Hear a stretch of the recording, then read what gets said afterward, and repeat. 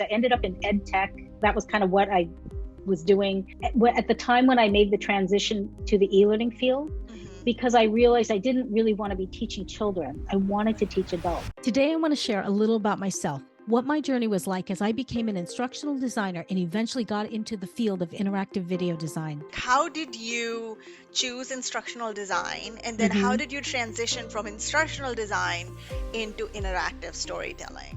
Yeah. So it has been a journey. So I started out, I had a computer science degree, kind of from a long time ago.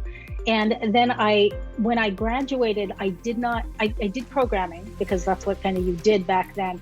And I just didn't like it.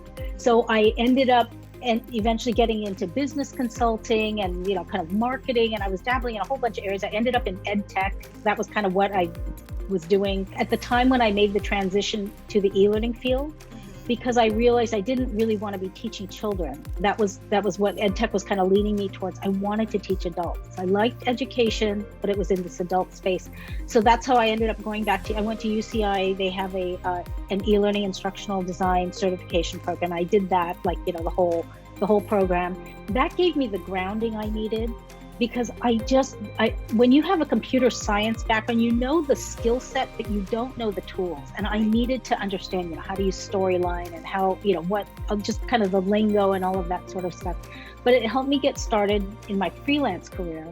And then from there, what happened was I stumbled across Anna Sabramowitz's work in the interactive storytelling coaching program that she has. And I just, as soon as I saw that, I'm like, that is something I want to do. So I enrolled in her program, and she taught me how to do interactive storytelling.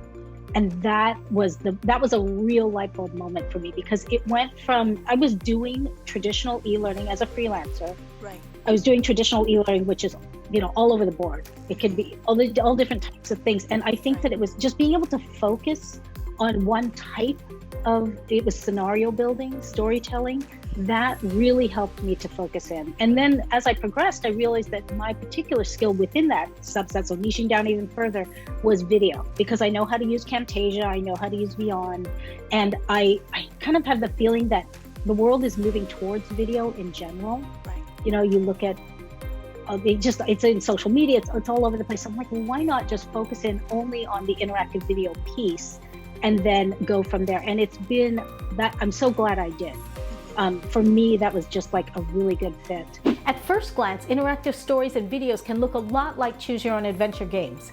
But when you look deeper, you'll discover they're actually branching scenarios straight out of the world of instructional design. I've compiled a list of 7 tips to help you get started with branching scenarios. Click or tap the screen now to watch that next video.